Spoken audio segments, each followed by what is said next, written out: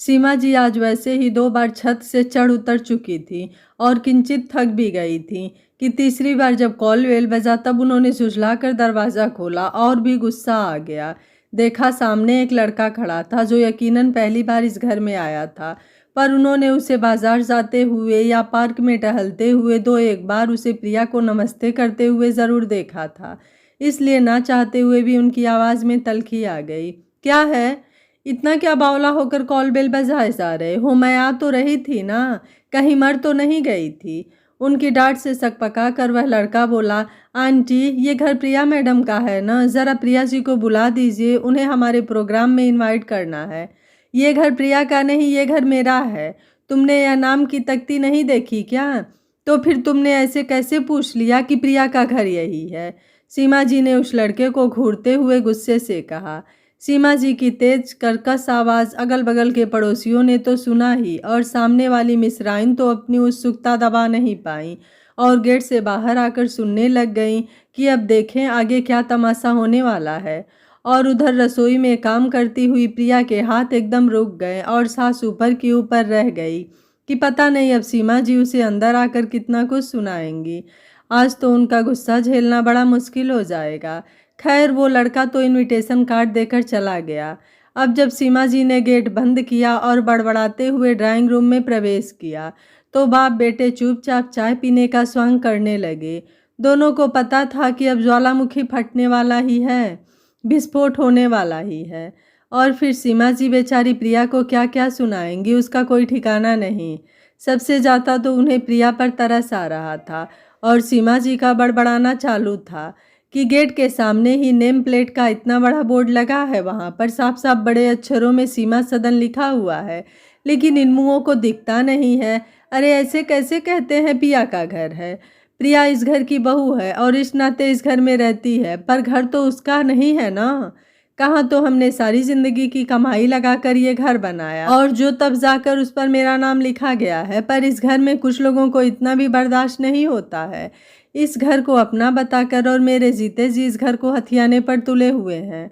अभी वह कुछ और देर बड़बड़ाती रहती कि तभी प्रिया ने उनसे पूछ लिया कि माँ जी रात में खाने में क्या बनेगा।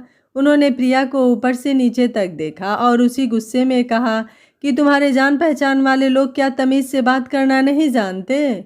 अब इसका क्या जवाब दे प्रिया? प्रिया को पता था कि वह भी कुछ कहेगी तो सास को बुरा ही लगेगा, क्योंकि सीमा जी ने अभी जानबूझकर यह बात छेड़ी थी कि वह प्रिया की बेइज्जती कर सके, क्योंकि उन्हें अच्छी तरह से पता था कि अभी घर में सब कोई है और लगभग सबके कान इधर सास बहू की बात सुनने में ही लगे हुए हैं।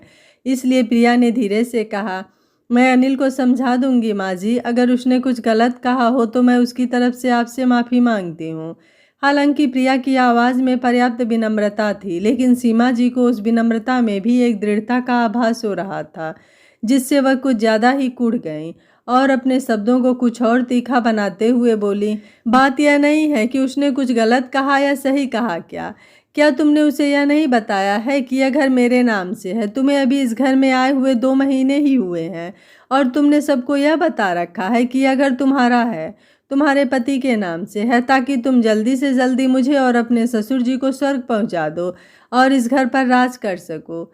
इस वक्त बातें तो सीमा जी इतनी अनर्गल कर रही थी कि प्रिया का मन कर रहा था कि उन्हें तुरंत टका सा जवाब दे दे कि यह क्या फालतू बात कर रही हैं, पर वह किसी तरह अपने गुस्से को अंदर ही अंदर जब्त कर गई और बोली, नहीं माँ जी ऐसी कोई बात नहीं है, उस लड़के को ज़रूर कोई गलतफहमी हो गई होगी और अगर आपको ऐसा लगता है तो मैं फिर से आपसे माफ़ी मांगती हूँ। अब ज़रा बता दीजिए कि रात के खाने में क्या बनेगा, ताकि टाइम से खाना बना दूँ। मुझे फिर सुबह जल्दी उठना होता है। पता नहीं ऐसा क्या सुन लिया उन्होंने प्रिया के मुंह से कि फिर से बिदक गई और थोड़ा चिढ़कर बोली, हाँ हाँ तुम तो यही दिखाना चाहती हो कि तुम ही एक नौकरी करती हो, सो तुम्हें सुबह उठना होता है। हम लोग तो बस निठल्ले बैठे हैं, कभी भी उठे कभी भी खाए पिए, उससे क्या। अब प्रिया ने बहुत धैर्य से कहा, माँ जी ऐसा बिल्कुल नहीं है, मुझे पता है कि आपने इस घर के लिए कितनी मेहनत की है। मुझे अमन भी बताते रहते हैं कि जब आप ब्याह कर आई थी तो सब किराए के घर में रहते थे। आपने सीमित आय में भी इस घर को जिस तरीके से चलाया वह काबिले तारीफ है। इतना तो किसी MNC के बड़े बड़े एडवाइज़र भी नहीं मैनेजमेंट का ये गुण जानते होंगे, जितना आपने घर खर्च को बैलेंस करके रखा और आज बचत करके इतना आलीशान और आरामदेह घर बनवाया है। मैं आपकी बहुत इज्जत करती हूँ, आप हैं तो इस घर में खुशियाँ हैं। यहाँ तक कि मेरी मम्मी भी कहती हैं कि तुम्हारी सास एक लक्ष्मी पात्र स्त्री हैं, जिन्होंने इतना संयम रखा और बच्चों को भी अच्छी शिक्षा दी है। प्रिया का इतना कहना था कि ऐसा लगा कि जैसे कोई पत्थर पिघल गया हो। सीमा जी स्वर में मुलायमियत लाकर बोली, अच्छा तो तुम्हें मेरे बेटे ने सब बताया है कि मैंने इस घर में कितनी मुश्किल से खड़ा किया है। तुम मेरे लिए ऐसा सोचती हो, मुझे नहीं पता था।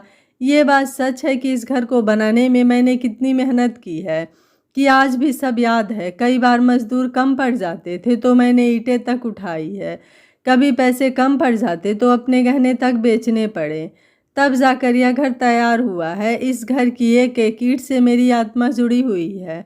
बोलते हुए भावावेश में सीमा जी रोने लगी। बड़ा ही भावुक दृश्य हो गया था। सब बरामदे पर इकट्ठे हो गए थे। अमन ने आगे बढ़कर सीमा जी की पीठ पर हाथ फेरते हुए कहा, माँ, हम सब आपके हैं और आपके लिए हमेशा अच्छा ही सोचते हैं। आप प्रिया को गलत मत समझिए। हम जब भी अकेले बैठते हैं तो आपकी बहू आपकी बहुत तारीफ करती है और आपकी तरह ही परफेक्ट गृहिणी बनना चाहती है। और फिर सबने देखा, रोते रोते भी सीमा जी के चेहरे पर मुस्कुराहट आ गई। वह प्रिया को गले लगाते हुए बोली, अच्छा तो मेरी बहू मेरी तरह बनना चाहती है। अब प्रिया कुछ कहती इससे पहले ही सीमा जी कहने लगी, ना बहू, मेरी तरह नहीं बनना। मैंने बहुत त्याग किया, अपने बारे में कभी सोच भी नहीं पाई, ना कोई शौक मौज किया, ना कभी अच्छा खाया ना अच्छा पहना। बस सारी जमा पूंजी बच्चों को बड़ा करने और घर बनाने में लगा दी। पर तुम जिंदगी के साथ भी शौक भी पूरे करना। तुम्हारे पीछे तो मैं हूँ ना। मेरे पीछे तो मेरे सास ससुर नहीं थे, लेकिन तुम्हारे पीछे तुम्हारा पूरा परिवार तुम्हारे साथ है। ऐसे लग रहा था कि यहाँ सास बहू नहीं बल्कि बेटी और माँ गले लग रही हूँ। सीमा जी ने जब ये जाना कि उनकी बहू उनकी प्रशंसा करती है और उनको अपना आदर्श मानती है, तो उनके मन का सारा मैल धुल गया। और इधर प्रिया भी आश्चर्यचकित थी कि अचानक सास में इतना परिवर्तन कैसे आ गया। ऊपर से कठोर नारियल के अंदर की मिठास की तरह सास का स्वभाव भी निकला। अब प्रिया धीरे धीरे समझ रही थी कि किसी का व्यवहार अचानक ना तो अच्छा होता है ना बुरा होता है। बस समझदारी और अपनेपन से रिश्ते करीब आते हैं। बुजुर्गों को बस थोड़े से प्यार और सम्मान की ज़रूरत होती है, फिर वह अपना पूरा प्यार लुटाते हैं। सीमा जी के स्वभाव के कर्कशता भी धीरे धीरे प्रिया के प्रेम के भाव से कम होती जा रही थी। दोनों सास बहू फुर्सत के लम्हे अपने अपने कमरे में न बिताकर एक साथ बिताती थीं। यह चमत्कार कोई एक दिन में नहीं हुआ था, बल्कि धीरे धीरे दोनों ने एक दूसरे को समझा, अपनी बातें की और मन की बातें खुलकर बताई, अपनी इनसिक्योरिटी भी शेयर की। तब जाकर दोनों में इतना अच्छा बॉन्ड बना था। दोनों समझ रही थी कि कोई भी रिश्ता एक दिन में अच्छा नहीं होता, बल्कि लगातार मेहनत भी ज़रूरत है। और सास बहू के रिश्ते में तो वैसे भी बहुत ज़्यादा अंडरस्टैंडिंग की ज़रूरत है। कभी कभी दोनों की खुशी से घर का आंगन गूंज उठता है। ऐसा लगता था कि खुशियाँ आकर इस घर में ठहर गई हैं। अब कोई पूछता था कि क्या यह प्रिया मैडम का घर है, तो सीमा जी नाराज़ होने के बजाय बहुत ही प्यार से कहती, हाँ, यह प्रिया मैडम का भी घर है। और अगर तब भी कोई नहीं समझता तो नेम प्लेट दिखाकर उलाहने देकर कहती, तुम इतने बड़े नेम प्लेट में प्रिया का नाम भी नहीं दिखता क्या? क्योंकि अब उस नेम प्लेट के नीचे परिवार के हर सदस्य के साथ प्रिया का नाम भी लिखा जा चुका था। परिवार में शामिल होने से कोई परिवार का सदस्य नहीं बन जाता है। परिवार का सदस्य बनने के लिए घर के हर एक सदस्यों के दिल में भी जगह बनानी पड़ती है, जो प्रिया ने बखूबी किया। हर सास को अपने बहू के साथ सामंजस्य बिठाकर और हर बहू को सास को अपनी माँ समझकर रखना चाहिए, ताकि घर में सुख शांति बनी रहे। क्योंकि परिवार की नींव सास और बहू से ही होती है। अगर सास बहू घर में खुश हैं तो परिवार में शांति बनी रहती है। आशा है यह कहानी आपको ज़रूर पसंद आई होगी। वीडियो पसंद आया है तो वीडियो को लाइक, शेयर एंड चैनल को सब्सक्राइब कर लीजिएगा। Thank you for watching. मिलते हैं अगली कहानी में।